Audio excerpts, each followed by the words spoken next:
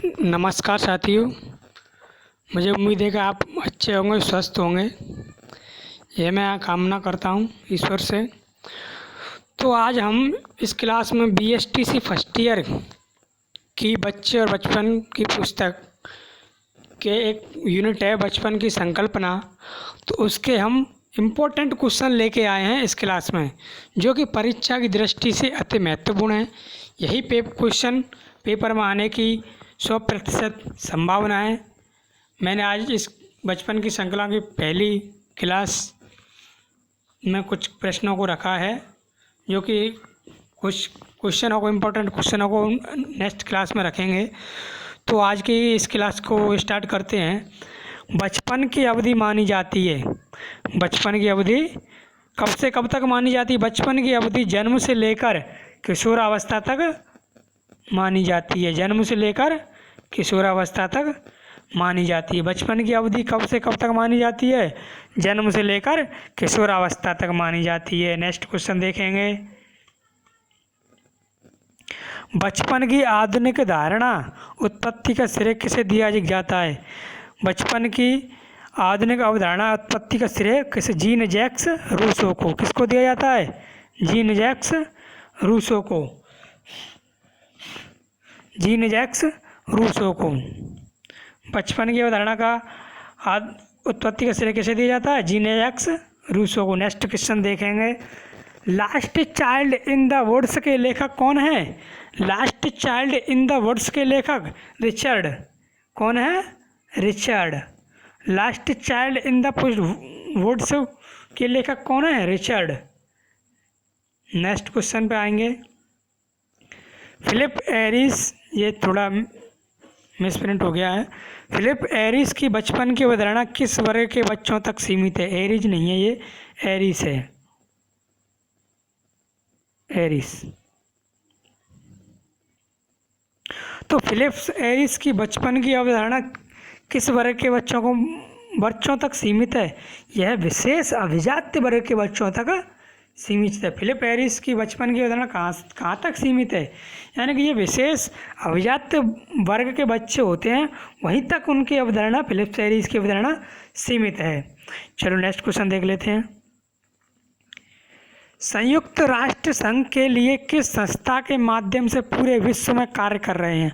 संयुक्त राष्ट्र संघ बच्चों के लिए किस संस्था के माध्यम से पूरे विश्व में कार्य कर रहे हैं? तो एक संस्था कौन सी है? यूनिसेफ। कौन संस्था है? यूनिसेफ।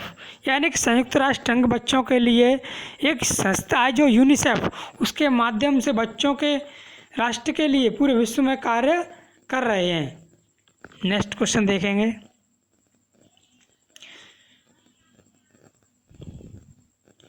निःशुल्क अनिवार्य बाल शिक्षा का अधिकार अधिनियम 2009 राज्य में कब लागू हुआ?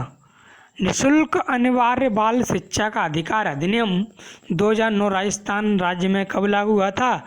अप्रैल 2010 में। कब लागू हुआ था निःशुल्क अनिवार्य बाल शिक्षा का अधिकार अधिनियम 2015 राजस्थान राज्य में कब लागू हुआ? अप्रैल 2010 में। चलो भाई आगे नेक्स्ट क्वेश्चन देख लेते हैं। राजस्थान में कक्षा 1 से 12वीं तक के सभी विद्यार्थियों हेतु राज्य की शिक्षण शुल्क से मुक्त कर दिया है।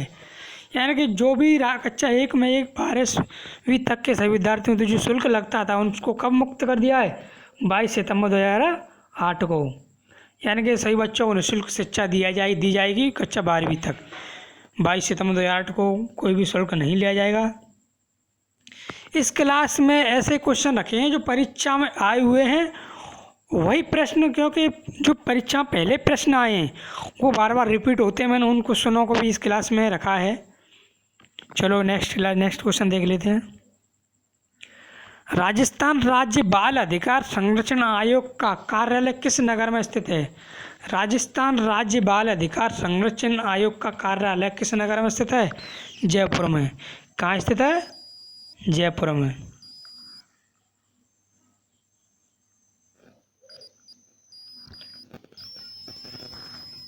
राजस्थान राज्य बाल अधिकार संरक्षण आयोग का कार्यालय किस नगर में स्थित है? जयपुर में। चलो नेक्स्ट क्वेश्चन देख लेते हैं। बचपन एक प्राकृतिक घटना न हो कर समाज की रचना है। यह मत किसका है? यह किसने कहा? यानी कि बचपन एक प्राकृतिक घटना है, घटना न होकर, ये यहाँ पर थोड़ा मिसप्रिंट हो गया है, न होकर, न होकर को समाज की रचना है। यह मत किसका है? तो यह मत किसका है? फिलिप एरिस का। यह किसने कहा था बचपन एक प्राकृतिक घटना ना होगा समाज की रचना है? यह किसने कहा? बचपन एरिस ने। किसने कहा? बचपन एरिस ने। चलो नेक्स्ट क्वेश्चन देख लेते हैं। स्वस्थ बचपन के विकास में किसकी अधिक भूमिका होती है? यानी कि स्वस्थ बचपन, यानी कि बच्चे का स्वस्थ बचपन में किसकी भूमिका अधिक होती है विकास में? तो यानी कि भूमिका किसकी होती है इसमें? माता पिता की भूमिका होती है, क्योंकि माता पिता ही अपने बच्चे का देखभाल करते हैं। अगर वे ही नहीं करेंगे तो उनके बचपन का विकास नहीं होगा। तो इसलिए स्वस्थ बचपन के विकास की भूमिका कौन अदा करते हैं? माता पिता अदा करते हैं। नेक्स्ट क्वेश्चन के लिए आगे बढ़ते हैं। खेलों में की अहम भूमिका क्यों होती है? यानी कि खेलों की अहम भूमिका क्यों है? तो शारीरिक विकास हेतु खेलों की अहम भूमिका है। मानसिक विकास के लिए खेलों की महत्वपूर्ण अहम भूमिका होती है। स्वास्थ्य में भी बहुत अहम भूमिका होती है। चलो नेक्स्ट क्वेश्चन देख लेते हैं। प्रारंभिक शिक्षा के लिए स्कूल जाने की कौन सी अवस्था है? प्रारंभिक शिक्षा के लिए स्कूल जाने की कौन सी अवस्था है?